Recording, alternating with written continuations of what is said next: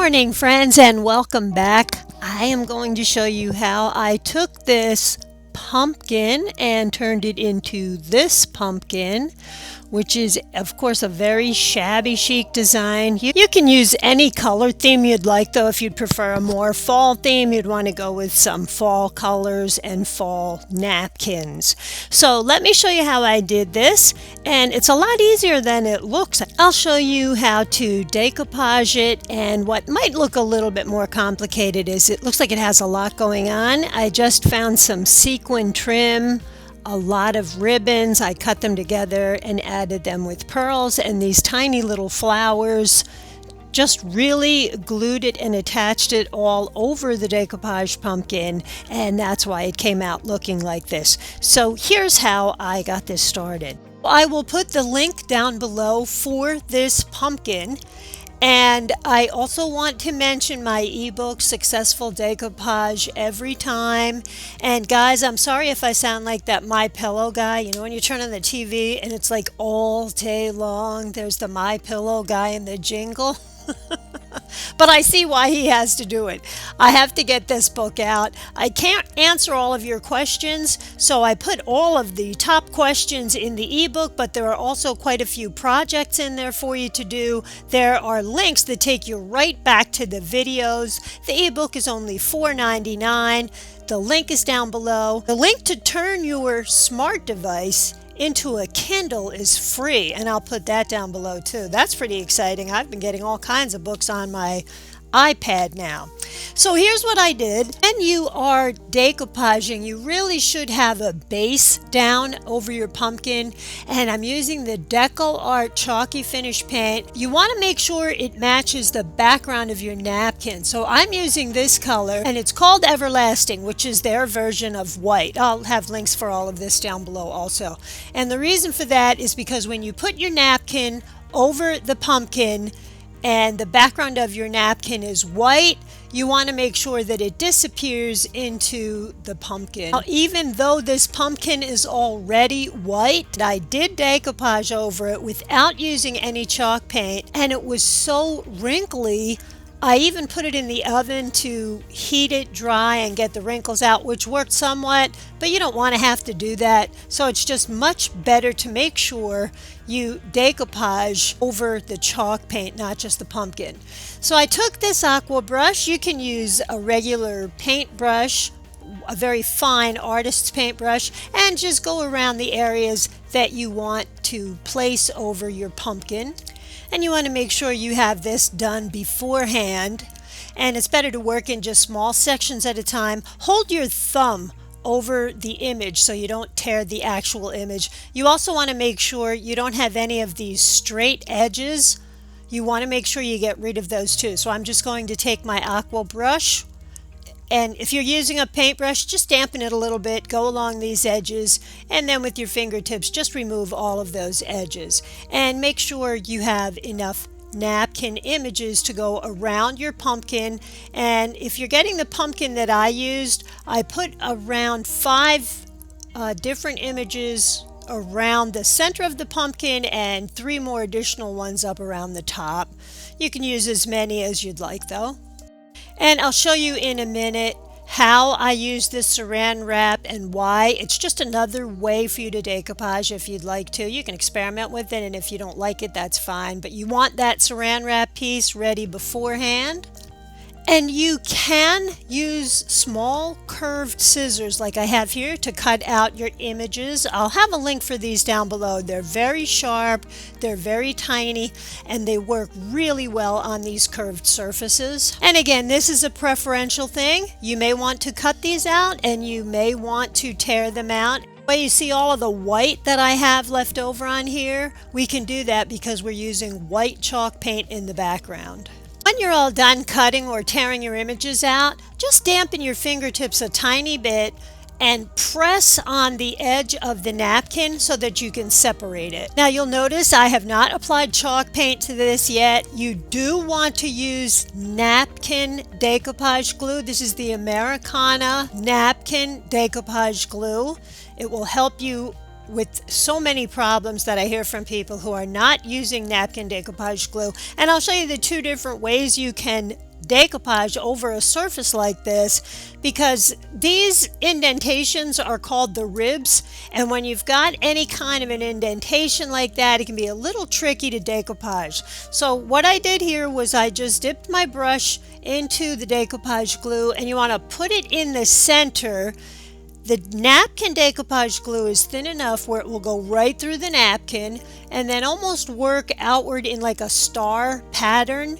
And you want to be pretty gentle. You want to get the glue through the napkin, but you want to press lightly enough so that you don't tear your napkin.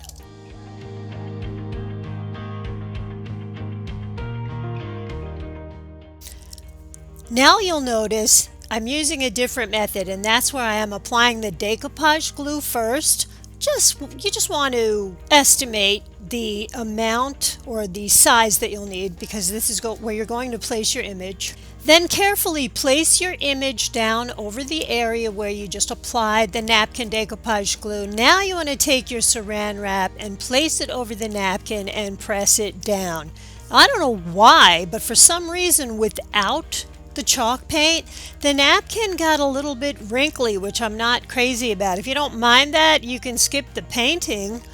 You can't really see the wrinkles too well here, I don't think, but I just didn't like them myself. So I'm going to continue decoupaging around the rest of this pumpkin.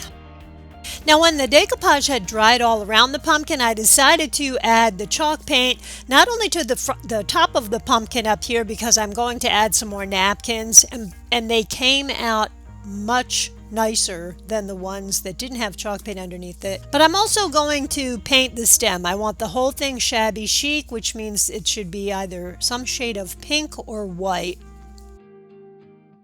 And once everything dried, I don't think I mentioned this before, but I took my images and I placed them first where I thought I might like them to go. I played around with some different cutouts that I had, and then I decided to decoupage over the surface. And I prefer to use what I call the dry method, which is where you just place the image down, put napkin decoupage glue on your brush, and put the brush in the center of the item and work your way out.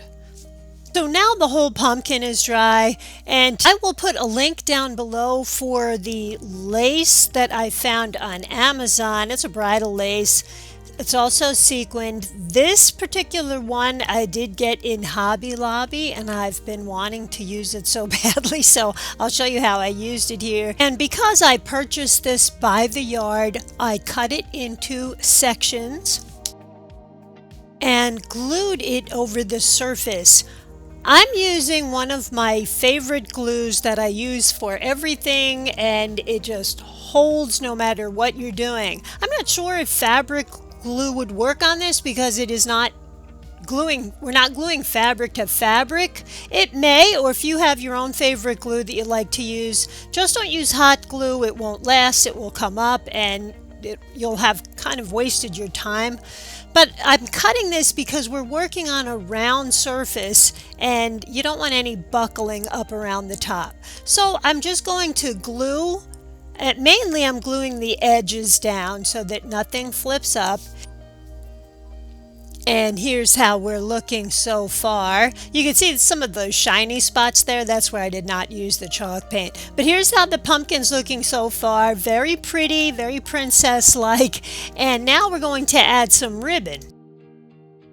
And I had 3 different types of ribbon. One was this very satin-like ribbon. I had a strand of pearls, and then I had this lace and organza, as long as they were all white. And it's interesting when you're looking at ribbon, some of them are off-white, some of them are ivory, some of them are white. In this particular instance, I wanted everything to be along the stark white theme.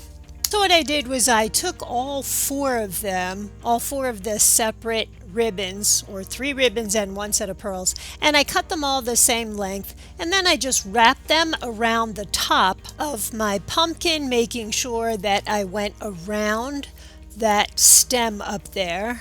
And so far I'm not using any glue because I'm still going to add a little bit more ribbon to the side. I think really adding more and more ribbon and pearls to make this look really full is what helped add to the final elegant effect to it. And as you can see, I'm just cutting some of this trim so that I have them almost around the same length. So now that that part is done, I'm just going to add a little bit more of the ribbon, but what I'm going to do is cut pieces that are more this length. So I'm going to probably add 4 to 5 pieces. Let's say that the length is like 5 inches on this side. I'm going to cut out 5 more pieces of ribbon, maybe 10. I want to see how it looks as I'm going along. Now, you know when you're in the wedding department or the floral department of a craft store and you see these little tiny silk roses? I keep some of these on hand and they tend to come in really handy.